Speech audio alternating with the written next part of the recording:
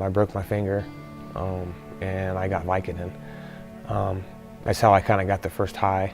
And eventually I started buying them off the streets. And then all of a sudden I was getting sick when I didn't have them. A pill addiction from an injury I'd gotten. And by the time I was a senior in high school, I caught my first felony. I was trying to get a pain pill and my friend was like, "Oh, you can't get that. Well, I can get you heroin." For a good part of probably 20 years, I was an everyday drinker, a cocaine user when I had the money to get it. I picked up a crack pipe 6 years ago.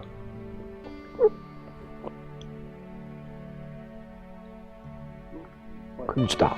March of 2009 was the first time that I stuck a needle in my arm. And I had my right arm out and I had my dealer sticking a needle in my right arm while I was rocking my son in his car seat with my left arm. February of 2013, I ended up losing my father to colon cancer. That one hit me really hard, man, so it was kind of like after that I had an attitude of, well, who's going to make me?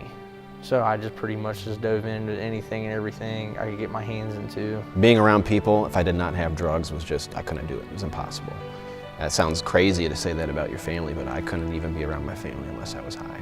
I started stealing from my family, from friends, from my daughter's mother. You know, that was money taken from my daughter. I had overdosed 3 times, but the last time my mom had found me. I was at her house. My mom eventually, who I was doing drugs with, kicked me out of the house. So then I realized, wow, the person who I'm actually doing drugs with kicked me out of the house. It must be pretty bad.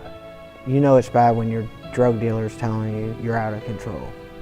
You need to slow it down. That's when you know it's bad. I ended up in an abandoned house on the west side of Springfield with no running water, electricity, or gas, sleeping on the floor in the dead of winter.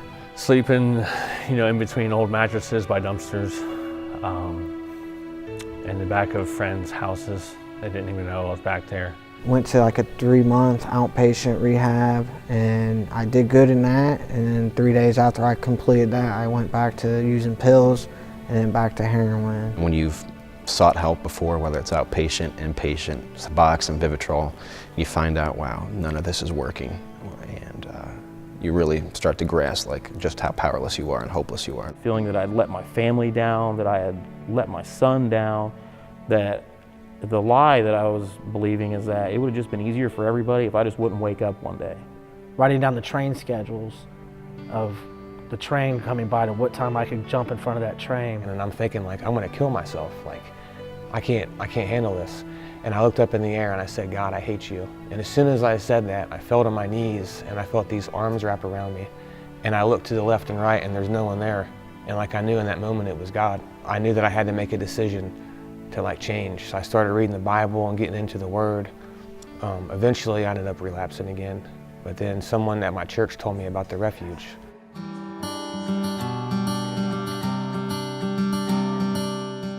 I was sicker than a dog. I had everybody, all these guys trying to talk to me and encourage me, and I didn't want anything to do with it. It's don't talk to me.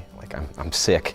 I saw a lot of guys laying down in the pews. They couldn't eat anything. It looked awful. I've been there. I was a mess. I freaked everybody out. Nobody thought I was going to stick around for a day. I was so broken that I was like, whatever they want me to do or whatever I need to do to be the man that my father was, the man that my grandfather was, that's what I'll do, whatever it takes. I got off the bus, all the love from everybody there. Guys are hugging you that don't even know you. And I'm like, man, this is crazy. This is kind of weird, And but it was awesome. It was I was okay because even though my story was bad, and people look at me like, man, he's going through a lot of stuff. There's a lot going on with this guy. There's 10, 12 other guys that are going through the same thing. Out in the world, a lot of times people look at you a different way, but here you can be open and be free with what your problems were with these guys. And it just seems like there's always a moment where the Holy Spirit will speak through one of your brothers to you and just give you the right words in that right moment. I accepted Christ that first week. I didn't have an awe moment, anything like that. But I had a sense of relief, comfort, peace. And then when I got baptized and coming up out of the water, I just remember, wow, I'm going to stick this out. This is going to be good. I had one light on this picture of Jesus. And I just got down on my knees in front of it. Music was blaring. I got down on my knees, and like I finally just like gave everything to him. You know what I mean? And it literally felt like I physically felt just like all this crap, all this weight lift off of me.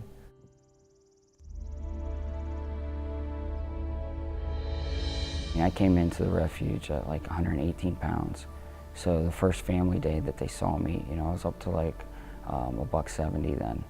And I remember like I saw the car pull up, my sister got out of the car, and just seeing her, like me and her both took off running. It was raining out. I took off running towards her, she was running towards me, and like she about slipped, and caught her just to hold her, and just that God's here. Like this is good. Like, and she seen the light in my eyes, something that she probably hadn't seen in a long time. I wasn't sure if my sons were going to come and that they got out of the car. It was a big deal. But to see my daughter, being able to look at my daughter in the eye, and that my wife, honestly, that my wife has anything to do with me after all these years is amazing. You want a miracle, you want to see God. That's God. I was just home on a home visit. It's probably about a month ago, and for the first time in a long time, the whole family was there, and it was a blast.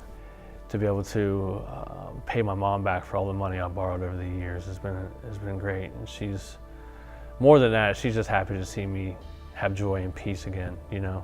So that restoration has been awesome to see what God's doing in that. My mom stopped calling me because she was always afraid that if she did call me, I wouldn't pick up, and I wouldn't pick up because I was dead. And now my mom picks up the phone calls when I'm calling her, and we get to talk. Having the opportunity to be a father to my son again, and getting to, you know, teach him the things that I've learned here, I'm eternally grateful for that. My father was he had a funny way of putting things. I feel like he would look at me and give me a hug, and he'd say, "It's about time, boy." Without the Refuge, without Jesus, you know, I wouldn't be where I'm at now. I wouldn't have my family back. I wouldn't have my job. I wouldn't have anything. I definitely feel like God called me to stay after and be a coordinator, to give back what this ministry gave me sevenfold. Every single week I see guys sit in the front rows, I interview them, and they come back, spend counting with me, and it's just, I see myself every time. I love seeing the guys transform right before your eyes, seeing them meet Jesus and transform their lives. But also, it's so humbling because it reminds me of, okay, that's me. That's where I was at. That's how broken I was. For me, it's something I've always searched for, finding out why continually to go back to what I was doing. This is the first time I feel like that void has been filled. Sometimes I feel like I feel whole again. I feel like something's there. I feel like I have hope and purpose, and I believe that is all because of the love of Jesus Christ.